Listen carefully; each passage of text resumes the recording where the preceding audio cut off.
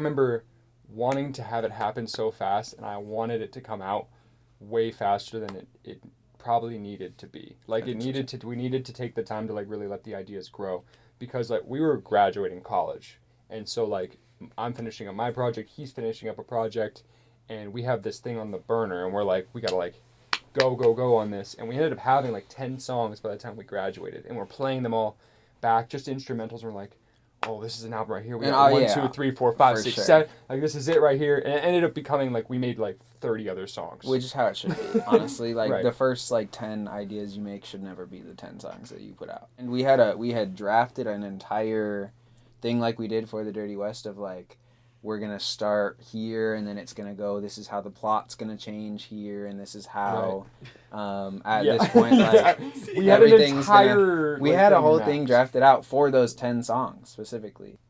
This became HYPNOTICS, but it didn't start HYPNOTICS. It started as this, like, enchanted fairy world, and for a long time we referenced it as the fairy album. We just needed a theme. We just needed a theme, you know? Yeah. The way we work, that's the way you work, for sure, is just, like, everything is driven by a theme, and all you need is, like, fairy, and you ran with that shit. Dark Knight, obviously, is an example of more so the original vision.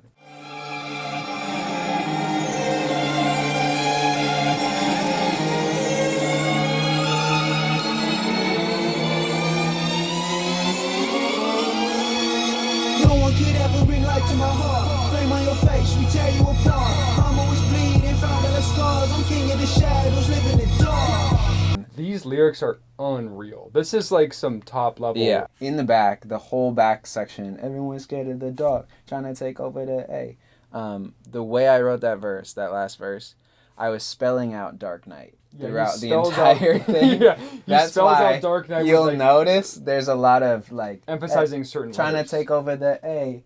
Trying to erase who we are. Feel like a trip on a K. Like, all of this is going through spelling Dark Knight. Also remember, A is referencing Alonia, which is a place that we created. Yes. From which is in track 8, Sisters of Alonia. Can you remember the specific time when it hit that point where it went from, okay, this is like the fairy album to something completely different? Was it like a gradual process, or do you feel like it kind of like overnight you kind of realized it was going... Okay. Very gradual, because we had realized that we had a few songs that were fucking dope as hell that weren't really like what the original vision was. Sure. Like Lil Romance is a great example of that. Right. I would say that was really the changing moment. I think as soon as we had Lil Romance, we were like, well, this has to be a part of this project. Because it's our best song to that point. Yeah, but it's not really what we were originally envisioning. We were growing so rapidly as people at that point. For sure. Like, he moved to Colorado.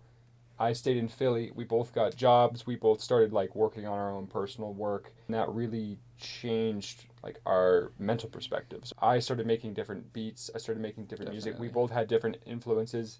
He started rapping about different things. Definitely. And that changed everything. The minute he started sending me lyrics and ideas that were completely unrelated to our original world, it had made sense completely. Like, one, this is better. Two, we have a chance to, like, take this enchanted aesthetic and kind of make it specific to him as an artist, but also, like, me as a producer. One of the tracks that reminds me a lot about that time is Secret Place. Secret Place is, like, one of the first tracks that we did. We finished that song a long time ago. Like, that song hasn't changed in well over a year. Like you're saying, I was talking about different things. Like, I always think about the last verse. I'm saying, like, sign of the times, the stimulus mine, it's fried in reality, fuck this reality. I'm trying to find a new version of me. Feel something not from a screen. Feel something brewing as deep in my dreams. Like, that's definitely what I was writing about in that time. It just so happened that even was, like, starting to be pivot point, because we were like, oh wait, this can be cool in talking about the things that I'm feeling right now and still putting them over things like this, and it can make sense and feel good, you know? It's just very interesting also how we went from this, like, very much so mystical sound to eventually evolving it into more of a psychedelic modern sound, which, like, really was the gradual change. Definitely. Like, all of the beats you hear kind of towards the beginning of the album Yeah. These are all tracks that are much more modern in production and were kind of direct reaction to the way he was starting to write. Yes. So it started to change. Like I started to change my production style because he was changing the way he was writing. I was like, oh, this is no longer the same thing. I was also at the point, I think, where I knew that I just wanted Braden to try shit. I kept telling you, like, he was having try me do, things, like, send me whatever happens. Like, you, I think, were kind of stuck on, like, we have all these songs that are so dope, like, let's make them those. And I was like, yeah, but Braden, there could be so much more. That was a big part of it, too. And you just, like, stepping into new lanes of where we could go with it, too. So, Dance to the Fairies, we were in college still. Yeah. I was in Braden's room while he made that beat. And I was sitting on the couch. You had this big-ass room in college, and I was sitting, like, it was way too big. back. I hated that I room. was sitting way back on the couch. You were up here. Let's go through, like, some samples. We used to do that all the time. Go through samples, and you would just find something that both of us would like, and you'd start chopping it. And we found that sample originally. It was literally just a bunch of random synth bubbles. Yeah. It was just this guy, like this random dude was just like, blah, blah, blah, blah, blah, and that was it. Yeah. That was and the whole... you took it, you started chopping it. First, like, few minutes, we were not figuring it out. All of a sudden, you, like, hit the pattern, which is in the song now. We gotta pull it and up. We were both like, oh, shit. Like, it went quick after that. Like, it was fast. Maybe 10 minutes. And, like, the entire beat was pretty much there. We were just in the zone. We were just locked. I wasn't even doing anything. You were in the zone, and I was just freaking out behind you the whole time. And you got out of it eventually. And the first thing that you said was, I bet that's what heroin feels like. That's, like, why I feel like musicians, like, fall in love with making music, is, like, those 10-minute pockets. You're chasing that 10 minutes, that flow state that's so epic. It's like catching a wave if you're a surfer. This is how it's always been.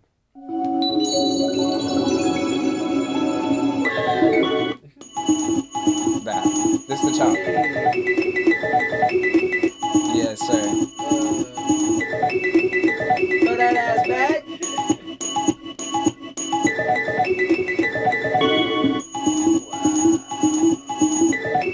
And like, let it go. We got like a cool B part. Yeah. We didn't have the drums exactly right. So I woke up at like literally 4 a.m. You like couldn't sleep when you had made a beat like that. I have a beat in my head and I'd be dreaming about the beat. So I would wake up at like 4 a.m. I would go headphones in, and then by like 6:30 I'd text Ricky a fully mixed, perfectly constructed, arranged beat. Every time I tried to write to it, it was like the feeling of, is this really what's gonna sell it? Because even now, I love the vocals that we have on it. Even now, like, it's so hard to live up to that beat, honestly, because the beat is just insane.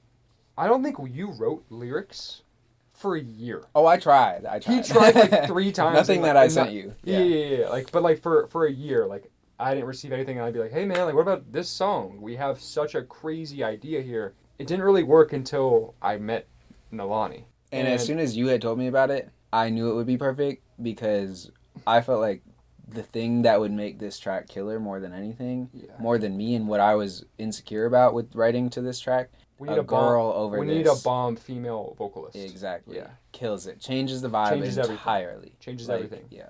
The 2 songs I sent her were Dance of the Fairies and Gremlins, which is going to be on our deluxe. Yeah. And they both came out unreal. Like, this song would be nothing without her. Like, she really killed it. And something I had kept talking to you about in that year, we got to get more people on this, you know? And I was like, man, it's cool if we build a world, but the world feels so much more real if there's other people in it. Me trying to describe a world is a very different thing than showing the world through other people. The production and what we were both trying to accomplish was too elaborate for there to just be one vocalist. Exactly. That was pretty much what changed it all. Do you want to play the intro? I'll play the original intro. Yes. So we had an original intro to all of these songs that was this like amalgamation of themes throughout all of the tracks that we thought we had. And I remember we were like, this is how we bring everyone in. It's we were so confident about thing. Yeah, let's just play this. Let it play. Let it play.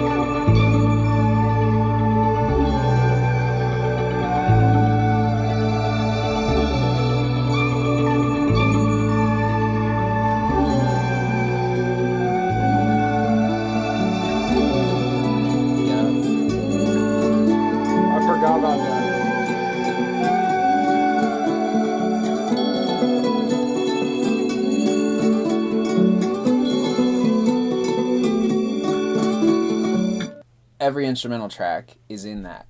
Every right? single one. Fly Low to begin. Right. Sisters comes in. So we had all those instrumentals and also, to some and extent. so the ukuleles at the end were tying to family. Right.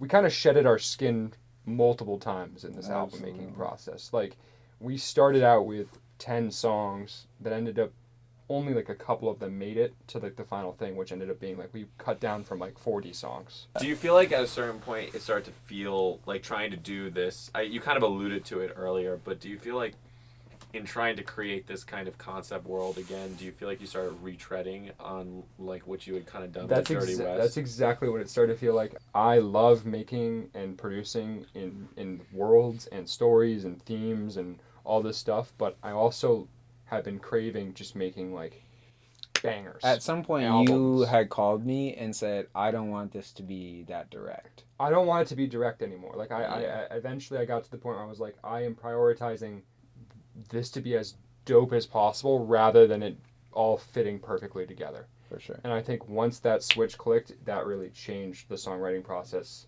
completely. We started making stuff faster. We started making more stuff, and what I was making was completely different because it was coming from a different place. It was not coming from a place of forcing it, rather than coming from a place of like you were alluding to. Let's make as many different things as possible, throw paint at the wall, see what we like, and then build from those ideas. I made Little Romance, again, in 10 minutes. And is what I have told him. Alone in my room, didn't even think about it. Literally just was like, oh, I'm bored, I'm going to make a beat. Made a beat, I was like, this kind of sucks. And you played it for me.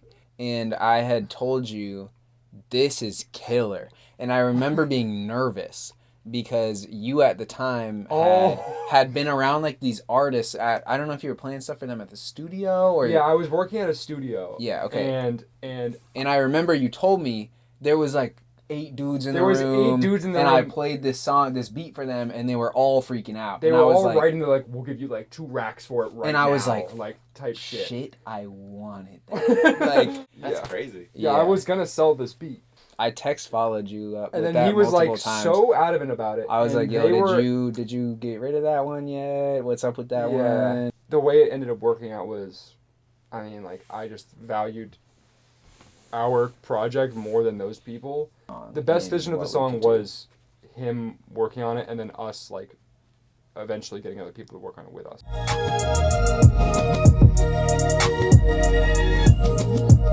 And you can picture the scene. Like, I play this beat for like this basically group of rappers, and they all looked at each other and were like, they just started. They all of them in sequence started writing. I left the room, and then they're all like, "Yo, bro, like we'll take the highest bidder." Do you think of it now? That was crazy.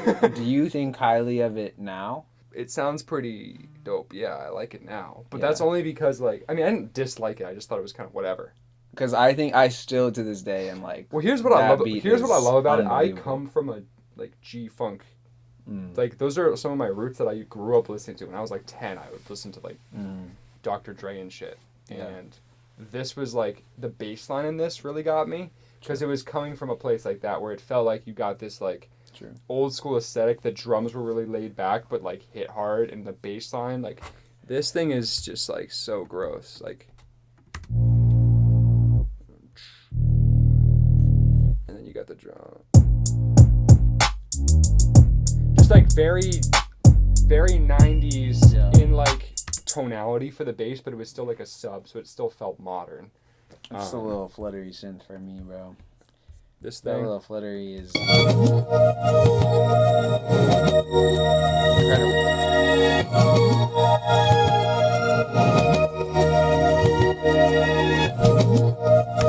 Yeah. That's just like, I love rap music that does shit like that. So I was working in a coffee shop and I heard the sample for the song, which I'm not gonna name, on the coffee shop radio, and I just was like wicked inspired by it, and I went home and tore off my coffee shop attire and flipped the sample and made the beat, and that was that. Fire. So I ended up in the same exact session that I played Low Romance for all those dudes. I met up with an artist named ICU Solo, and we ended up connecting and making another song, which by the time this is out will have been out, called My Love's For You. that was the exact same day that I played Little Romance. He wasn't in the room for that, but we ended up connecting. We started working on a project, and eventually I brought him Eric's part finished and, his idea for a verse. And he was like, yeah, I'm down to work on it. Solo pulls up to the studio. He had like 1 or 2 lines in mind, maybe like a melody or something like that. Yeah. And us 3 literally banged out his entire part in 2 hours. He's unbelievable. Solo is crazy to work with. He freestyled, painted this entire verse, all these background vocals, and just made it really does make the song. I would sit here because Solo comes up with melodies like crazy. Solo's just like on the mic. His brain works doing like this, something and else. I was just sitting here. He would just take these little moments of words, of pockets of things, and I would be like, oh, I love the way that word felt right in that moment. How do we like build a line to fit that word? And we built every lyric like that for that entire 2 hours, and that's like pretty much how we came up with all that entire. It was literally just stitching together all these brushstrokes. Exactly. And this is what me and him came up with before Ricky and I even worked. He's freestyled.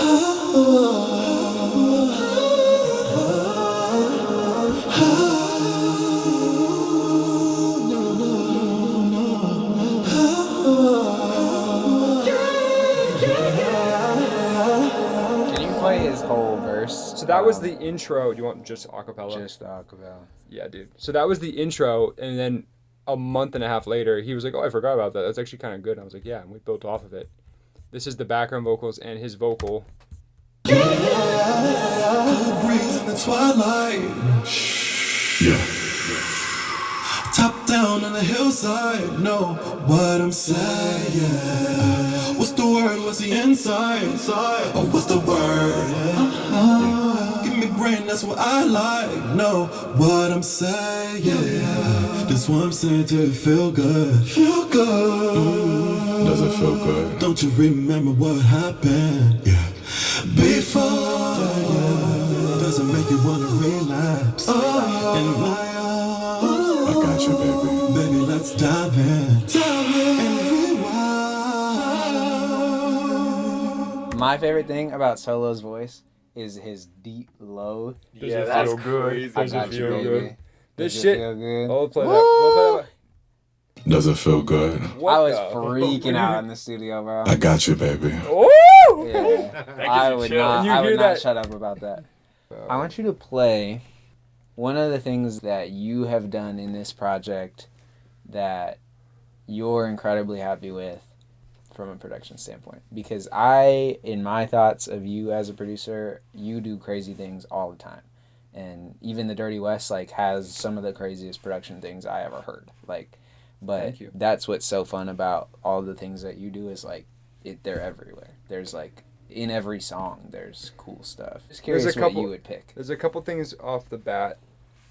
I'm not gonna play the intro Fly Low because that's kind of similar to the other stuff we've already played. Fly Low, you've always loved. It's one of those songs that I wrote and created in one of those vacuums of time where nothing else matters, and it was kind of reminding me of just my overwhelming love for my girlfriend, everybody in my life, my friends, my family, etc., etc.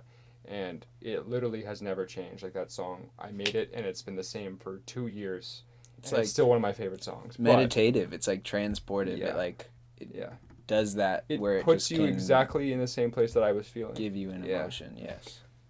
I also think Enchanted Forest Part 2 is one of my favorite beats I've ever made. Yeah. That beat is insane. I agree. That beat we is knew insane. We were nervous about that one too. Dude, I would run. Let's talk about that. Actually, Actually, I'm gonna be working. You should. I was here. It was the last time I was here. We wrote this together, and we just sat down. We had that second section playing, and we were both writing. And or at some point, he was writing his own stuff, and he started rapping it to me. And I was like, honestly, this sounds way cooler coming from you than it does from me. And I think that I did get to write you 1 or 2 lines. You wrote me a few lines. I felt the Charmin Ultra Soft. Charmin Ultra Soft. It's a good one. I like that one. I wrote that one. I will take credit for that. Soft. Yes, sir. Brayo original. I'm happy. I'm happy that as a person, I can come into your studio and put you in that seat and be here. You're the first person to do it. And I'm happy to be that. Yeah. And I knew from the second that you started rapping that verse to me when you were writing it, I was like, uh-oh, Brayo's on the vocals. Like, this has to be it, and I'm so happy that you have something. I mean, I literally had to like kind of harness a place that I had not been in for a long time. It was hot. It was hot. I took my shirt off. I had my shirt off. I had like a fucking, I don't even know what was going on, but I had my shirt off. I was screaming. I was on the couch jumping on the ad-libs and shit. I was telling you all the time, like, nope. That's not it. Yeah. Nope. Dude was straight and then up you hit a engineering few me. lines. You hit a few lines where I was like, oh, okay. I hit this like deep. I see the vision. I see what's going on, and I see how this could be really dope. Yeah. It worked out. Was it Originally, this was one song without any vocals, and it was 6 minutes long. But we were talking about putting vocals. About putting vocals over it, and for a long time I was like trying to think about how I could put vocals over. We were trying to have vocals over every single section. I was gonna do spoken word over the entire beginning. What the hell are you, Kendrick Lamar? What is this? And that's what I was saying, and about like us with this early album concept was like. It was tough. It was tough. It was tricky for sure. And I was spoken word, all story based, walking through an enchanted forest and building to a moment of release in what is now Enchanted Forest Part 2, which ended up being flipped. Very tough. Yeah, very tough. We have this build up.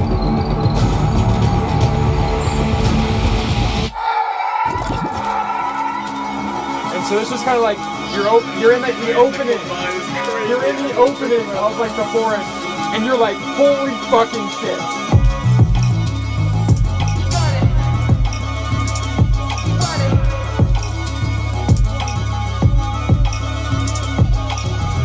And it literally feels like you're sprinting through the fucking.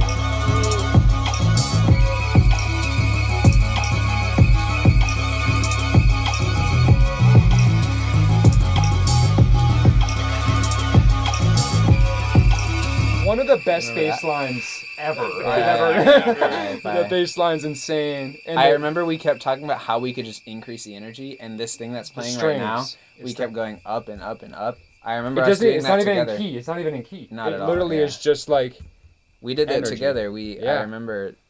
It's this string right here. So it comes in. Like so eerie. And then,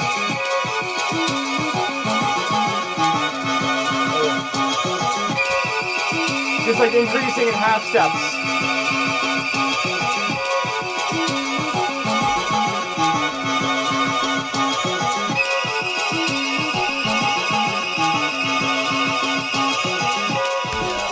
Yeah. It feels like a very like angry car alarm sped up. Like it's just like so much. It ratchets up the intensity. And we have so many of like so much reverb and stuff on it too. It feels like it's going forever. It puts you like. But that was the original vision of Enchanted Forest Part 2, and that's why I think we got to Runnin' and Gunnin' was like, we knew it was like, you had just went through this enchanted forest, and all of a sudden you're out, but you're being chased. You're being chased. And you're running, and it's been that way, we've had that idea in our heads for years. Yes. First thing I wrote was running, I'm really running and gunning. Yeah, for sure. Do you feel like that a lot of your songs take that kind of iterative process kind of starting off with like even a singular word and kind of using that to build out the rest of the song? Or do you find it more often, at least with this album, that because a couple times you were saying how you just nailed the beat and that was like it, right? But a couple other times you're saying how it was more of a process of like trimming the hedges, so to speak. This took weeks. Less of a word and more so of a feeling, like an energy. And I think that's the biggest difference is like, where is this energy taking us? And that's what guides everything from that point. And it's like the combination of, and that's really what this album is like the combination of a theme and energy is what made all of this feel the way it does, you know? Usually when I'm producing, at least, for me personally, I don't even know what's happening until it's already happened. I'm literally, like, my subconscious mind will tell me where to go before I've even gone there.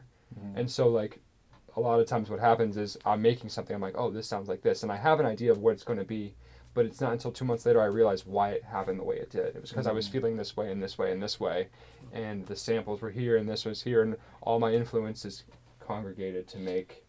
And I think new. in the way that we work together, it's like whatever feeling you were trying to paint is like the number one thing I'm grasping to. Less than any production element in itself, or it has nothing to do with the rhythm. drums. It has nothing to do with the sample. It has nothing to do with I'm the chords. latching on to the feeling that you're trying to create, Right. and that's where we're going. Yeah, exactly. Then you reorganize them. Paint that picture in the best way. Yeah.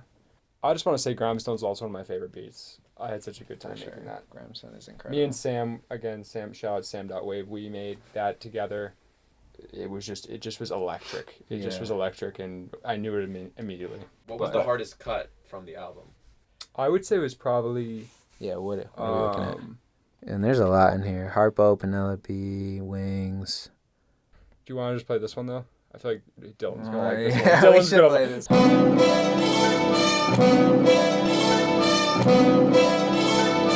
Look at the white boy getting hella bags, going hella fast in the Hellcat. Don't entertain, got hella brains, got hella wings, can't see the ceiling. Bigger dreams, bigger mood swings, bigger everything. I'll pop out like a pop tart. I'm a pop star with the shades on. No shout beam. Hellcat, go bigger than me. Drop top, that's triple mean. Hot sauce on a black top like JT, boy, I'm eating up.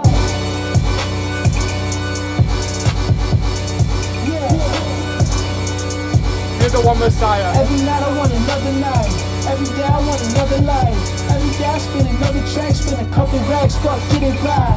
Rolling up, still getting high. Seeing the world from a different side. Sorry to say, the way that you move, I'm feeling the way. I'll never lie, it's do or die. Killing with dip, let you decide. From the stats, I'm on the rise. Play the cash, you win the prize. Won't get out my dick. I'm out in France, I'm faded in red. I'm in the stands, I'm taking your piss. Back on your bags, I'm back on my shit. Go talk to yourself, consider a chair. That's We were making a lot. We were like, this is really good, but we definitely does were not just- fit at all. Exactly, But exactly. damn, it's sick. That's fucking killer. That's Hypnotics. I mean, That's what's our final closing thoughts on, like, how do we get to Hypnotics?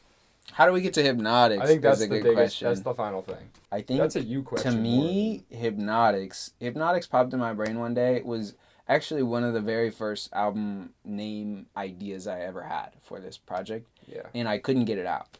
And the minute you said it to me, I couldn't stop thinking Exactly. It's kind of exactly what we have done. Leaning like psychedelic and almost like mind bending Yeah. in some way. Like there's something about Hypnotics that just like beautifully combines all of those themes into one word. I'm very happy with the name. I think it's a perfect name for Me the too. project. Yeah. Yeah, me too. We've never really questioned it since it's been a thing. Nope. Yeah, which is dope because I feel like it's hard to think of. I was on the plane to LA and I'm listening to him. He sent me a 40-minute voice note about why he named it that and why in the album order he wanted and all this stuff. Yeah. And I was like, that's it. Yep. That's it. You got it. The man sends a 40-minute voice memo. You listen.